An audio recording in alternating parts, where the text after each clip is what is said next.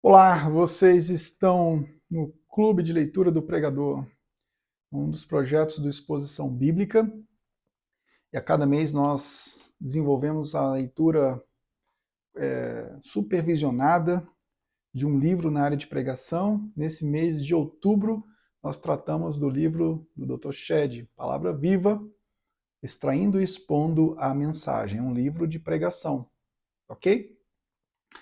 Bom, essa turma é a turma de número 5, certo? Em novembro nós teremos a turma de número 6. A turma 6, nós já temos inscritos, vai estudar a obra O Perfil do Pregador, do John Stott. Muito boa essa obra. Ele vai trabalhar as diversas metáforas que definem o ministério da pregação, né? Então, mas isso é para novembro, mas eu já tenho vídeos aqui no canal sobre o John Stott e o perfil do pregador, tá? Vamos voltar então aqui à Palavra Viva, Dr. Shedd. Você pode se inscrever nesse canal, deixar ativar o sino para você receber as notificações e também dar um like no vídeo se você gostar desse vídeo, compartilhar com seus amigos. Nesse canal aqui nós temos mais de 800 vídeos instrutivos na área de pregação, né? Especificamente expositiva. Bom, nós temos duas plataformas de treinamento de pregadores, que é a academiadoexpositor.com.br e prmichelaugusto.com.br, certo? Na Academia do Expositor, nós temos mais de 25 docentes diferentes com disciplinas maravilhosas. Em dezembro, nós teremos o Scott Pace, é um autor do livro Liderança Expositiva, um livro não traduzido ainda por português. Ele é coautor desse livro junto com Jim Chadix. A liderança expositiva é uma matéria sensacional que trata do desenvolvimento da liderança na própria pregação, ou seja, a pregação expositiva como um instrumento de formação do povo de Deus e também de instrução de processo de liderança. Muito interessante a proposta do livro dele. Ele vai gravar uma disciplina sobre isso na Academia do Expositor, tá bom? Vamos lá então. Palavra Viva, Dr. Shedd. Eu quero falar com vocês aí que fizeram parte desse clube, da turma 5. Vocês podem mandar suas dúvidas através do e-mail exbiblica@gmail.com, certo? E para quem está inscrito no clube de leitura, tem meu WhatsApp pessoal e pode enviar no privado algumas dúvidas, algumas colocações também, né? E aqui no YouTube você pode fazer os seus comentários também, tá bom?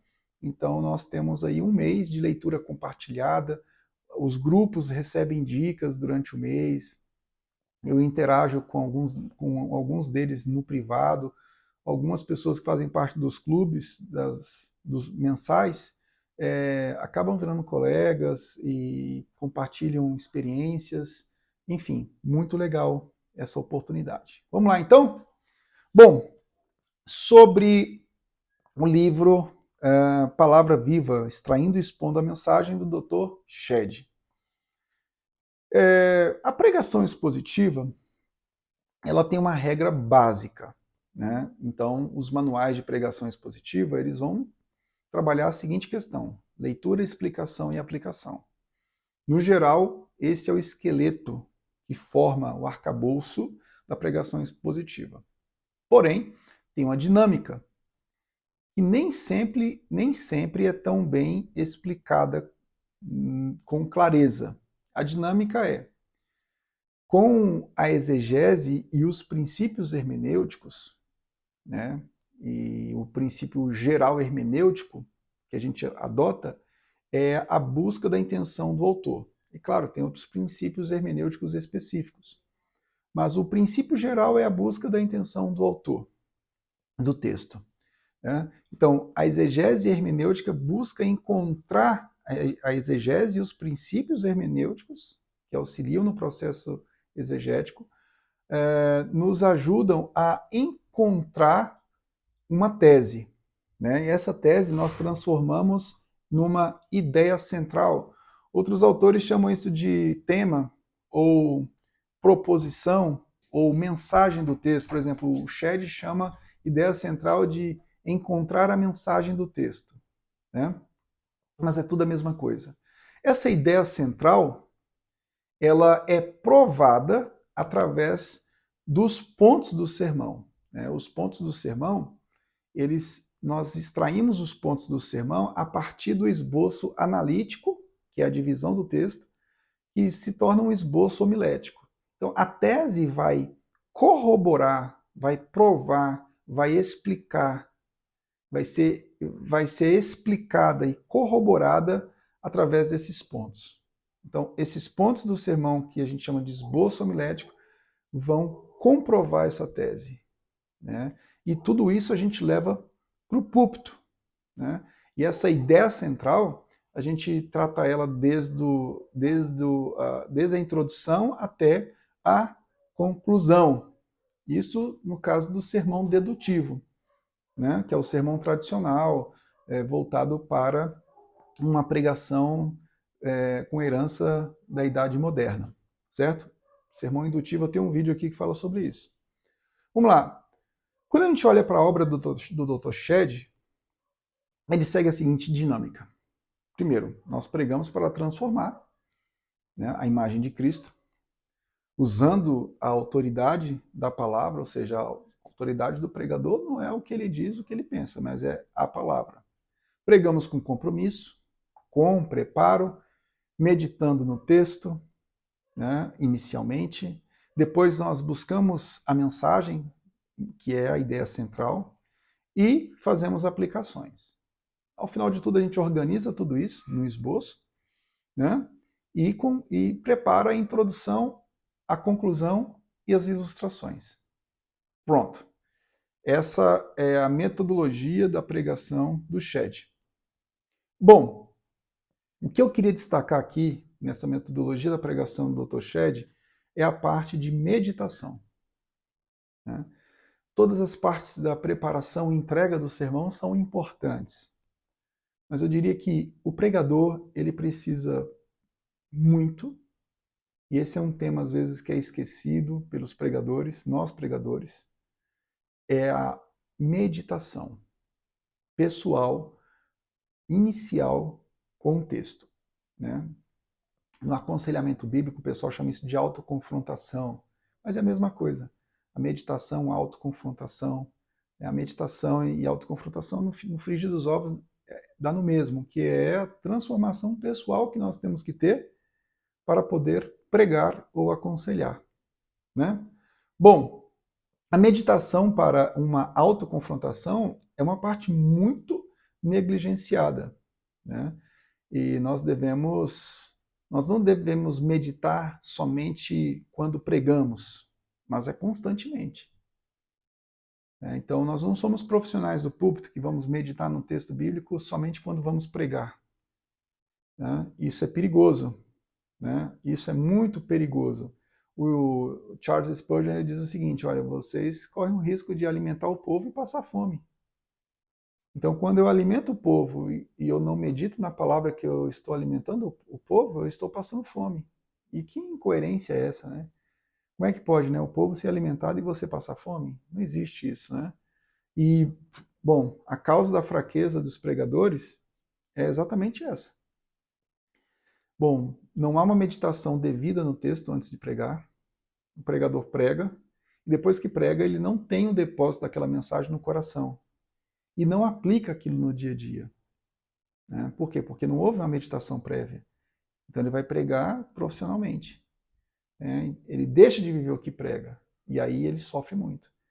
Ele sofre porque ele vai ter reveses na vida, ele corre o risco de naufragar e envergonhar o nome de Cristo, do Evangelho, da igreja e da própria família.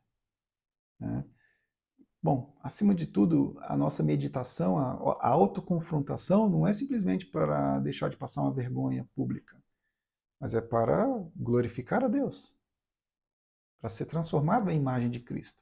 Mas, consequentemente, quando essa parte é negligenciada, uma catástrofe acontece na vida do ministro. O que é meditar? né? O que seria meditar? Né? Bom, após o crente ter vindo à presença de Deus, através da leitura da Bíblia e pela oração, ele se alimenta do que já recebeu por meio da meditação. O Thomas Watson, um dos puritanos, disse: a meditação é semelhante ao ao regar uma planta, faz aparecer os frutos da graça. Isso quem diz é o John Blanchard. Né? A meditação é para a nossa alma o que a digestão é para o corpo. E o Blanchard ele cita o Spurgeon, que diz o seguinte: Spurgeon apresentou uma excelente instrução ao declarar: nossos corpos não sustentam-se apenas por digerir e ingerir o alimento através da boca, né? Mas o processo de digestão resulta em músculos, nervos, tendões e ossos. Então, por meio da digestão, o alimento exterior é assimilado pela vida interior. O mesmo acontece nas nossas almas. Elas são nutridas não apenas por aquilo que ouvem aqui e acolá. Ler, ouvir, observar e aprender tudo exige uma digestão interior. E a digestão interior da verdade ocorre através de meditarmos nela. Então, o pregador, antes de pregar, ele precisa digerir o texto, meditar no texto. Ele precisa não só ingerir o alimento, não somente ler, se preparar intelectualmente, mas ele precisa ingerir o alimento e esse alimento precisa passar por um processo de digestão, né? Isso é muito importante. Eu diria que isso é a fase mais importante de preparação do pregador, né? É muito bom quando você passa por isso e você prega sabendo que você passou por esse processo. Porque você tem a certeza que no outro dia você não vai ser, você pode até ser tentado nas áreas que você pregou, mas uma boa digestão do alimento que você entregou para o próximo, mas para si mesmo que você ingeriu, vai fazer com que você viva dias para a glória de Deus, com intensidade de piedade, enfim, é totalmente diferente. Tá bom? Espero poder ter te ajudado nesse mês de outubro de 2024 acerca do Clube do Pregador, né? Eu já tenho vários vídeos aí do Shed, eu fiz aí uma série sobre esse livro e agora voltamos nele para fazer o Clube do Pregador. É um livro publicado pela editora Vida Nova, um livro com um pouco mais de 100 páginas, 111 páginas, mas um excelente recurso para você preparar e entregar o sermão, tá? O Toshed eu conheci pessoalmente e era um homem, um acadêmico, mas antes de ser acadêmico, um homem muito igrejeiro, né? Ele era igrejeiro e acadêmico ao mesmo tempo, né? Ele juntava a lógica com a vida piedosa, isso é muito importante, tá? E Deus te abençoe. Não se esqueça de se inscrever nesse canal aqui e deixar o seu like. Eu aguardo você, se você quiser se inscrever no clube de leitura do pregador, o link está aí nas descrições. No mês de novembro nós teremos o livro O Perfil do Pregador com John Stott. Tá? E dezembro e janeiro a gente dá uma pausa e fevereiro a gente volta com mais um livro do Clube do Pregador. Um forte abraço para você, fique com Deus. Tchau, tchau.